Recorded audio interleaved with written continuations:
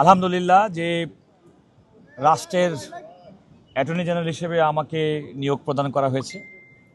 এটি একটি সাংবিধানিক পদ এবং এই পদটি অত্যন্ত গুরুত্বপূর্ণ, কারণ রাষ্ট্রের পক্ষে বর্তমান যে সরকার জনাব তারেক রহমানের নেতৃত্বে বাংলাদেশের মানুষের মধ্যে যে প্রত্যাশার জায়গাটি তৈরি করেছে, মানুষ প্রত্যাশা করে যে বিচার বিভাগের প্রতি মানুষের যে আস্থার সংকট সেটা ফিরে আসুক। বাংলাদেশে ন্যায় বিচার, মানবাধিকার, মানুষের সুবিচার প্রাপ্তির যে অধিকার সেগুলো সুনিশ্চিত হোক, মানুষ প্রত্যাশা করে।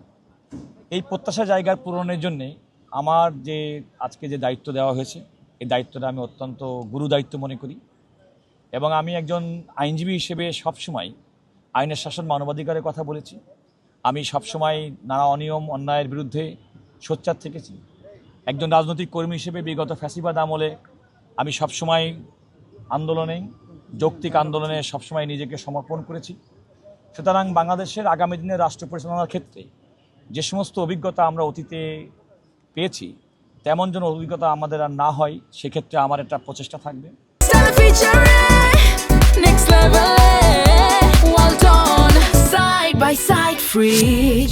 আমি মনে করি যে বাংলাদেশ সঠিক পথে চলবে এবং রাষ্ট্রের পক্ষে আইনি সহায়তা দেওয়ার জন্যে আমার নিজের ব্যক্তিগত জীবনে যেভাবে আমার নিজেকে গড়ে তুলেছি, সততা, মানবিক মূল্যবোধ এবং পেশাদারিত্বের উপর ভিত্তি করে, তার সম্পূর্ণ আমি চেষ্টা করব যে মানুষের কল্যাণে কাজ করার জন্যে।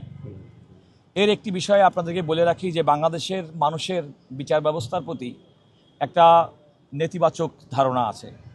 এটার মূল কারণ হচ্ছে অতীতে আমরা দেখেছি বিচার ব্যবস্থাকে এবং বিচার বিভাগকে নানাভাবে রাজনৈতিকভাবে ব্যবহার করা হয়েছে। আমি প্রত্যাশা করি জুলাই গণ আন্দোলনের পরে নতুন বাংলাদেশের যে স্বপ্ন, সেই স্বপ্ন বিচার বিভাগ অত্যন্ত স্বাধীনভাবে কাজ করবে এবং রাষ্ট্রের পক্ষে, রাষ্ট্রের জন্য ন্যায়কর এবং রাষ্ট্রের স্বার্থের পক্ষে যাই এমন বিষয়ে সবসময় স্বার্থ দেখা হবে এবং আমি মনে করি যে সেই ক্ষেত্রে মানুষ আমাদের প্রতি যে আস্থা, সে আস্থা রাখবেন।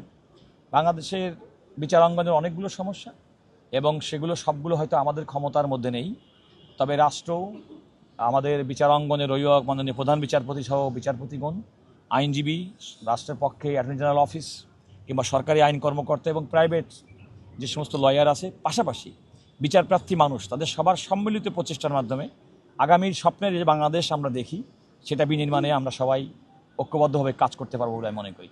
আমি সাংবাদিক বন্ধুদের কাছে বিশেষভাবে সহযোগিতা চাই, কারণ আমার পেশাগত জীবন শুরু হয়েছিল সাংবাদিকতা দিয়ে।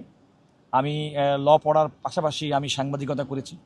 সুতরাং আমি আপনাদের মাধ্যমে দেশবাসীকে এই মেসেজ দিতে চাই যে বাংলাদেশের স্বপ্ন আমরা দেখি, আসুন আমরা সবাই মিলে সেটা গড়ি এবং আমরা বিচারাঙ্গনের মানুষের যে প্রত্যাশা, সে প্রত্যাশা পূরণে আমাদের পক্ষ থেকে সর্বোচ্চ যা করার তা আমরা করার চেষ্টা করব।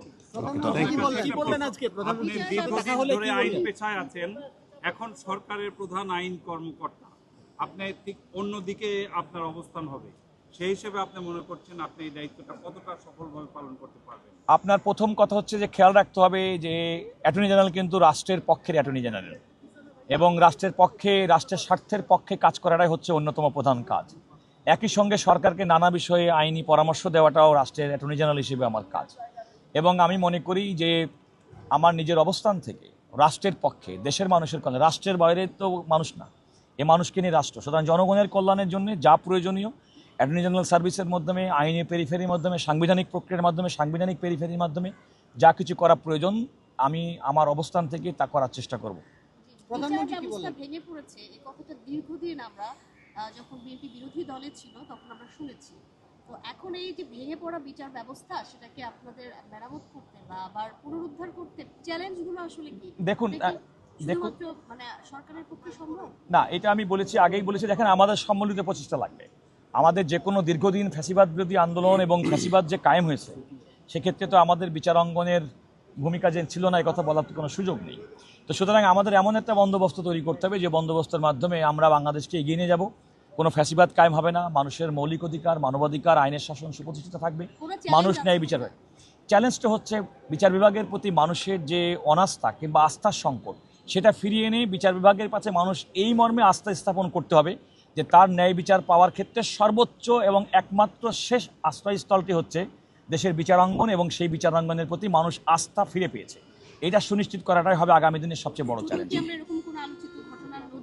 পারবো যেটার বিচার আসলে মানুষ খুব দীর্ঘ বছর ইট ইজ ধরে টু টার্গেট আর্লি হয়ে টু আছে? কমেন্ট কারণ আমি তো মাত্র আজকে নিয়োগপ্রাপ্ত হয়েছি এবং আগামী দিনে আমাদের পথ চলায় আপনারাও সেক্ষেত্রে দেখবেন। আমি প্রত্যাশা করি যে এককভাবে তো কোনো ব্যক্তির পক্ষে মানুষের প্রত্যাশা পূরণ করা সম্ভব নয়। এটা একটা সম্মিলিত প্রচেষ্টা এবং সম্মিলিত প্রচেষ্টার জন্য সরকার, সম্মিলিত প্রচেষ্টার জন্য বিচার বিভাগের মাননীয় প্রধান বিচারপতি, অ্যাটর্নি সার্ভিস, প্রাইভেট লয়ার, সাধারণ মানুষ, বিচার প্রার্থী সবার সম্মিলিত প্রয়োজন দরকার, সম্মিলিত ঐক্যবদ্ধ প্রচেষ্টা দরকার এবং সেই ঐক্যবদ্ধ প্রচেষ্টায় আমি আমার সর্বোচ্চ চেষ্টা করব ভূমিকা রাখার জন্য। সবাইকে অসংখ্য ধন্যবাদ। থ্যাংক ইউ ভাই।